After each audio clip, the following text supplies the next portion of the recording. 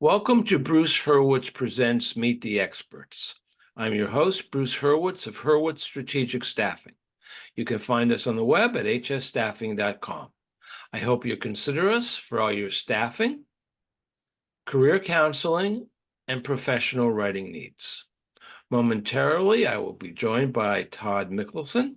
We will be discussing technology and the detection of deception.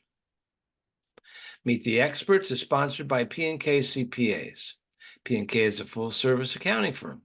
They provide accounting and consulting services to businesses ranging from startups to small and mid-cap companies to nonprofits, as well as high-net-worth individuals.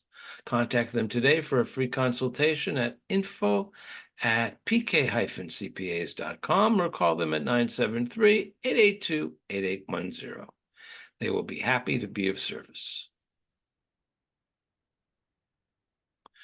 Todd, welcome to the program. Thanks for having me. It is my pleasure. Please take a moment or two and introduce yourself to our viewers. So my name is Todd Mickelsen. I'm the CEO of a company called Converus. We are the provider of technology for detecting deception. This is my fourth startup over the past 35 years. I've always been involved in technology in one form or another. And this particular company that I'm running right now is interesting because we believe we can make a difference in the world, not just provide technology, but perhaps change the culture in some countries or organizations by reducing corruption and dishonesty that are factors in stopping progress, and in many cases, factors that reward the guilty as opposed to the innocent in progress. So I look forward to sharing more about what we do and the clients we serve. Well, thank you. Now, I want to share a slide that you sent me. So what are we looking at here? So we've been in business for just over 11 years. We formed the company with the purpose of productizing a next generation lie detector. That first product that we brought to market is called EyeDetect. It was brought to market in 2014, but really the science behind it had been in development since 2002. A team of scientists at the University of Utah, who are some of the foremost experts in the area of lie detection and have been for more than 40 years, started exploring alternatives to the polygraph. Now, most people are familiar with a polygraph that they've seen through the movies and such. And they were looking for an alternative that didn't require any sensors to be attached to the body, something that was scalable. So something that could be run by a computer, proctored still by a human, but where you remove any biases because the computer is giving the test. And what they discovered in 2003 was the eyes are in fact the window to the soul. Mm-hmm. That through subtle changes in the eyes, behaviors of the eyes. I'm not talking about does the person look up or right or lower left. I'll explain a little more here in a moment, but basically through subtle changes in the eyes, you can in fact accurately and consistently detect if someone is being deceptive, if they're lying. So that was the first product that we launched in 2014. It's now in use amongst more than 600 customers in more than 60 countries, in more than 50 languages. We work a lot with government, public safety, so law enforcement and such that use it.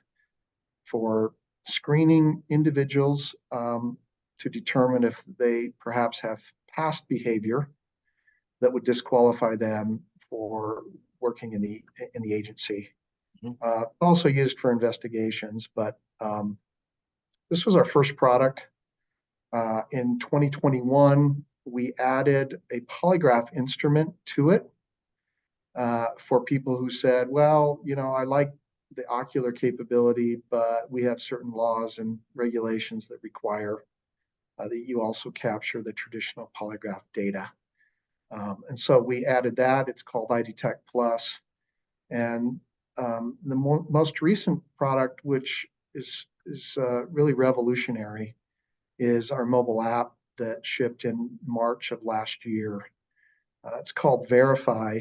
It's basically an EyeDetect solution, but it's been incorporated into an app that you can freely download from the app stores for Apple or Android, and take a test right from your own mobile device. Thank you for that. Now, when I'm interviewing someone for a job, there's a point where they could be lying to me. Why did you leave your last job? Why are you looking to leave this job? And I use body language to determine whether or not I suspect that there may be a lie. And if I suspect it, when I am checking references, I will confirm my suspicions. And it's, as you said, looking down. I also have one where I'll say, why did you leave? And they'll say, whatever. And then I'll look down and I will write what they're saying, but I'll glance up. And if they've got a smirk on their face, I know they were lying because they think they got away with something. Now, all of these, you said that they're computer-based and they remove a bias, or they remove biases. Now, I can recall not so long ago with facial recognition. It was shown that facial recognition was great for Caucasians, but it didn't work well for dark-skinned individuals. So they stopped using it, which I think is stupid because it just gave Caucasian crooks a pass. But they stopped using it because of the inherent bias that they had yet to overcome. How do you know that the computer, which had to be programmed by a human being, isn't biased? Well, to address your first question about, can you identify if someone's lying based on their behavior? There have been a lot of studies done on this, and it turns out that unless you really know the person, people are only accurate 55% of the time in terms of those cues, those facial cues, whether they're looking up or down. The bias from a polygraph standpoint tends to come in when the examiner who is running the test changes unknowingly the way in which they ask the questions. Their intonation almost becomes accusatory. If they think you're guilty, despite trying to be as unbiased as possible, there is some bias that can enter there. Bias is also applied when they manually score the results. So all lie detection tests have a relevant question and a comparison question. So what they do is compare you to you. How do you physiologically respond to the relevant question? Did you steal the money out of the safe versus something else? For polygraph, the most common in the movies, they portray it as, is your first name Bruce? And they present that like it's a comparison. We know you're telling the truth. The reality is that doesn't work. You can't really compare against something that we know you're telling the truth on. The studies that have been done show that you need to compare against something else where there is some other kind of reaction. The most common polygraph protocol is what's called a directed lie.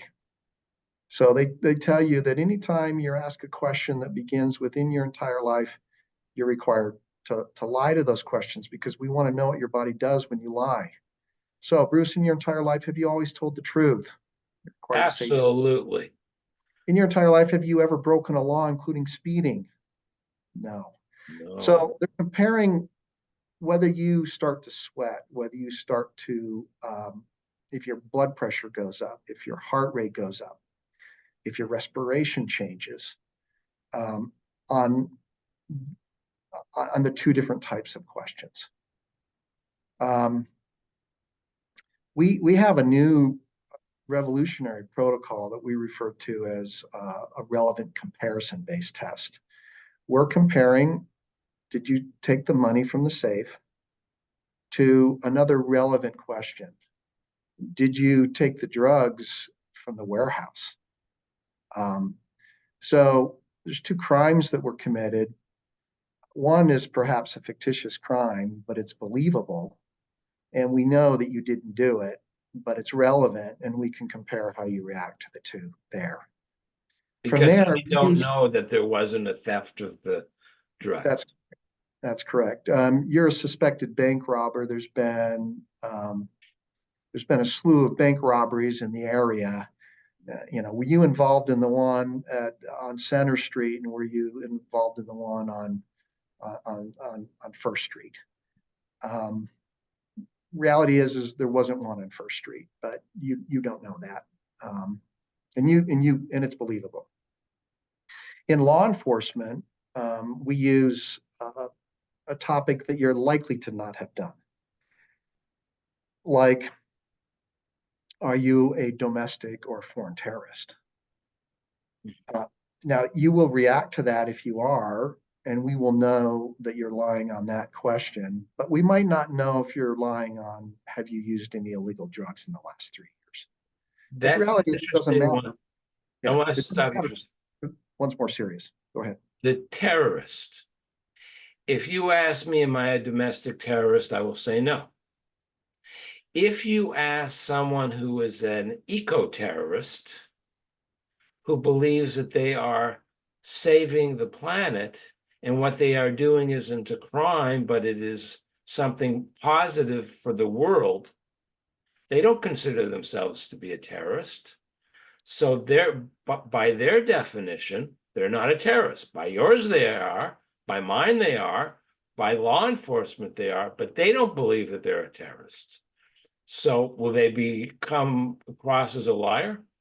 No. I mean, this comes down to designing a test where at the beginning you have a set of pre-instructions, a preamble as we refer to it, where you clearly define what you mean when you ask, are you a domestic terrorist? And that's true for any topic. If I'm asking you if you've used drugs, I've got to define in terms that you understand. What If you would ask me, have I used drugs? Yes. Yeah. I use drugs every day, or my doctor is going to yell at me.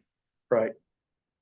When Right. you're So, talking about illegal drugs. have you used any of these drugs? And you have what we call a mind map where you list those drugs, and you clarify, what's meant by them. So all of that comes into designing a good test. I mean, when you have these high profile cases and they say, well, but he passed a polygraph, but you really need to read what were the pre-test instructions, how were the terms defined, and what were the questions asked, because they can affect the accuracy.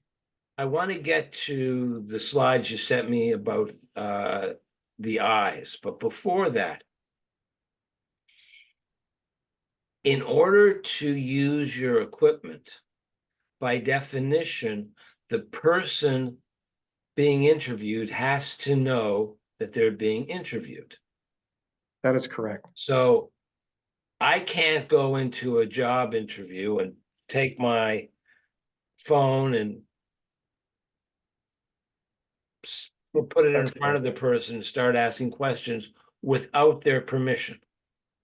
That's absolutely right. Number one, I get asked this all the time, could we just record video of a politician and detect if they're lying on certain things? No, there is a specific protocol. When you're taking the test, you're taking a test, because it's asking you the same question in a variety of ways many, many times. So you'll know you're taking the test, and that's required to capture the kind of data where we can measure and compare you against you on these at least two topics that you're comparing. Outside of that, there are two other issues. Here in the United States, there is the Employee Polygraph Protection Act. If you go to any break room and they're in compliance, there'll be an employee rights poster posted somewhere.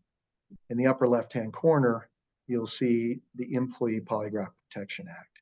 It specifies that most people that work in the private sector here in the US are not allowed to even be asked to take a polygraph exam for pre-employment or for ongoing monitoring during employment. The exceptions are government. So anyone at any level of government, down to city government, that ultimately gets a paycheck from the government, that's allowed. So that includes law enforcement, where we have 90 law enforcement groups here in the US that use our EyeDetect product for screening potential hires. And they're asking for mostly, have you used illegal drugs in the timeframes not allowed, including prescription drugs that were not prescribed to you? Have you committed a serious crime since you became an adult? And obviously you have to define what a serious crime is. Yeah. Since you became an adult.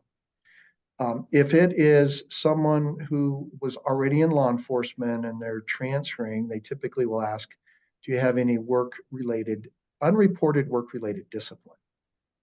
So discipline was taken against them for something that transpired somewhere else, what we call a lateral transfer, and you want to confirm that they've disclosed everything, because the agency they're coming from won't disclose that. Mm-hmm. And then ultimately, another common thing is domestic terrorism, or other discriminatory activity that they've done in the past that would disqualify them. So in the end, can't remember what your original question was, but we're using a computer algorithm to compare those reactions. It's a logistic regression-based algorithm. So it's consistent. It works the same every time. And it keys off of predictors, changes in the eyes, that have been proven through 19 studies that have been done in the lab and in the field in real cases where we have ground truth, where we know definitively whether that person is innocent or guilty. And here I put up the slide you shared. Yeah. So this slide describes, how it works. Once again, going back to a polygraph. Polygraph is measuring whether you start to sweat, whether your respiration changes, whether your blood pressure changes when you're answering the question that you're lying to, whether your heart rate it changes. And there are patterns for those that lie that you can match. EyeDetect works off of the science that when we lie, we exert more mental effort to lie than to tell the truth, even if we're a pathological liar with no remorse. Pathological liars don't want to be caught. They want to appear truthful. So they're exerting more mental effort, just like the person who isn't a great liar. When there is an exertion of additional mental effort, this happens for under a second. So in our test protocol, you get a rapid fire of questions. You have a limited amount of time to answer. You're told to answer as quickly and as rapidly as you can. If you make a mistake, to move on. because we want to capture in those, say 500 milliseconds or 10 milliseconds, a change in the eyes. So what's changing? These are involuntary changes that you can't feel and you can't control. Go to the next slide, you'll see what they are. The most diagnostic of these involuntary changes is pupil dilation. So you can't see this with the naked eye, but you can see it with a good cell phone camera or an eye tracking camera that we use on a laptop. And your eyes dilate up to 1/10 of a millimeter. So it's very small. You can't see with the naked eye. But these dilations occur as you answer the question over and over in a variety of ways. And we take the signal and average it, say, okay, you answered 50 questions about drug use. On average, these were 3 seconds long. So 3 seconds you're responding and saying true or false, confirming or denying. The eyes dilate 1/10 of a millimeter on those, but they don't dilate on the others. And we can compare those consistently through an algorithm and know that you're being deceptive. So I was going to ask, but I think you already answered it. If it's only a millisecond, literally the blink of an eye, because you're asking a score of questions and you're averaging it out, the blinking of the eye does not have an impact because it might impact one answer, but it won't impact all of them. That's a question. That's correct. And we're measuring all of these changes at 60 times per second over the course of the questions. So we see a change that begins when they hear the question read to them and they see the question on the screen in the case of the computer-based product, EyeDetect. They're already starting to think, okay, how am I going to, do I look guilty? How do I, how am I going to respond to this? Mm-hmm. And so we graph those changes at 60 hertz, 60 times per second over the course of all the questions. So you'll see the pupils start to dilate as they're hearing the question. And when they answer, you'll see a peak, and then you'll see the eyes come back down to the baseline. So that's pupil dilation. Blink rate is actually diagnostic as well. It's not as diagnostic if you're a scientist and you're familiar with validity coefficients that show you the difference between two issues, what can discriminate the best. Pupil dilation is the most diagnostic. It's a 0.5. 0.5 is extremely diagnostic and helps you discriminate. A blink rate is more like a 0.15 to 0.2. So it's still diagnostic, but it's not as diagnostic as pupil. So we use it. It's in the algorithm. It just doesn't have as much weight. So blink rate over the course of the test on the items that you're lying to is actually lower than the blink rate when you're not lying. Why? Because you can't walk and chew gum at the same time, right? You're using more mental effort when you're lying, and so your eyes don't blink to the same rate that they do when you're telling the truth. There's also a change in fixations. Fixations is where the eyes go and focus for a period of time. It could be 10 milliseconds. So if I'm reading on the screen the question, I'm reading along and I will see, did you steal the money from the safe? The amount of time that you focus on each of those words is considered a fixation. And it's the number of fixations and the pattern of those fixations that changes when people lie versus tell the truth. And all that's picked up with the camera. We actually get about 1 million unique data points during a test that's less than 10 minutes of questioning that go into the algorithm. I have what is called Graves' disease. That's when your thyroid goes kaplooey. And my thyroid now is fine, but the lasting effects, which I will have forever, are double vision. If I wasn't wearing corrective lenses and I were to look outside, I'd see a car here and I'd see a car here. I know in my brain that this is the real car and this is the duplicate. This is the phony car. This is the imaginary car. But when you're crossing the street and you see 100 cars coming at you, it can be a little disconcerting. The other problem is that I have no control over is my eyes will start to tear. It has no relation to anything. I could be watching a comedy and start to tear up. I could read something sad and start to tear up. It's not tearing, it's just watering. How would that factor into your calculations? So once again, we're comparing you to you. We're comparing how your eyes react on one topic versus another. You get the same number of questions on each of the two topics. And what we're measuring is the diameter of your pupil and the fixations. So that shouldn't be affected by your double vision, by whether you tear up. Those are just raw measurements that we get during the course of the test. We have a little demo test that people can take because they want to, does this stuff really work, right? And what we do is we call it a number test. We have you write down a number between 1 and 10.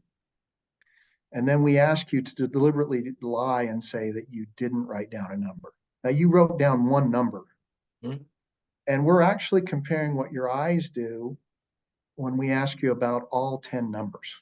So did you write down number 1? Did you write down number 2? Did you write down number 3? So forth, all the way up to 10. And we ask those several times so we can get several measurements. Test takes about 5 to 7 minutes. At the end, rather than saying you're lying, because we know you're lying, you're cooperating and lying on at least one of those questions. We'll then show you the results. Show the blink rate, show the fixations, show the pupil diameter. And 94% of the time, we can identify which number you wrote down. And I often will put $20 on the table, so there's a positive incentive to lie.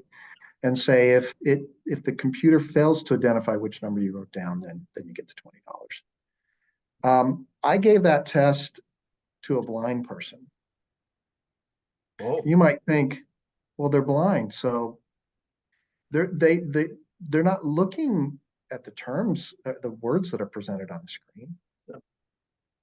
And their eyes don't work. Yeah, their eyes technically don't work. They can't see. And it still worked. That's amazing. So as they were thinking, the brain causes us to move our eyes around. Mm-hmm. So there were fixations. It's just that those fixations weren't focused on a particular word on the screen. There was just eye movement. And the eyes dilated still when they exerted more mental effort. I can't believe it's already been almost half an hour. I want to share your contact information. And I have a final question. There was something I was going to ask you, and for the life of me, I can't remember it. And that is not a lie. Maybe it'll come to me. My standard final question that I ask everyone, is there anything that I did not ask you which you wish I had asked you? And if I had asked you, what would you have said? Yeah, I would say where is this technology being used today? I mentioned our 600 customers. It's being used heavily for pre-employment screening in government, including law enforcement. We have some of the largest law enforcement groups in countries all over the world that have more than 100,000 sworn officers, and they use it for pre-screening as well as periodically monitoring of their personnel, particularly in really corrupt countries where the cartels and others who come in and try to bribe the officers. Outside the U.S., we have a lot of companies in the private sector in areas where there are positions of trust, like in a bank, for example, a call center where that person has access to all of your personal identifiable information and your credit card number.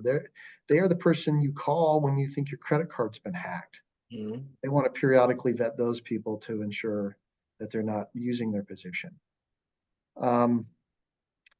Our new Verified product that runs on a mobile phone has really introduced two new areas. The first is credit risk verification. In many places outside the US, they don't have an organized credit bureau kind of way of vetting if you're a credit risk. And so you have these people coming for the first time that want to get credit to purchase something. And they're using our Verified product to confirm if they're a risk. What are they asking? They're asking, have you intentionally defaulted on a loan in the past? So did you walk away from a loan that you got? Because they may have gotten a loan from a non-traditional source. Did you lie on your loan application about your income and your expenses? I remembered what I wanted to ask you. Okay, go ahead. Will this is the logic test, which, and if you haven't been asked this question, if I'm the first one, I will be shocked. Will your system explode if somebody says, I am a liar, and they're telling the truth? It won't explode, but what we do is we account for situations where people confess in the test. Working with a government that vets people that come into the country, they identified someone that was drug trafficking, took them to a secondary screening facility, interviewed them and so forth, and they used our product to vet people in that situation. And the test focused on, this person said, I have no idea how those drugs got into my checked luggage. I'm an unsuspecting mule. Well, they got into the test, and every time they asked, did you know about those drugs? Did you put those drugs there? Are you a drug trafficker? They said yes. And the officer comes back at the end of the test and sits down with the individual and said, you're guilty. And the person said, how is that possible? I told the truth. Well, yeah, you told the truth. You confessed through your answer. So we pick that up because the eyes don't change in that situation. They're being truthful, but they're categorized as what we call not credible due to a probable confession, based on statistically the number of times they said, yes, I'm guilty. Understood. Todd, I want to thank you. This has been fascinating. And I greatly appreciate it on my behalf and on behalf of our viewers. Thank you for having me. My pleasure. I'm Bruce Hurwitz.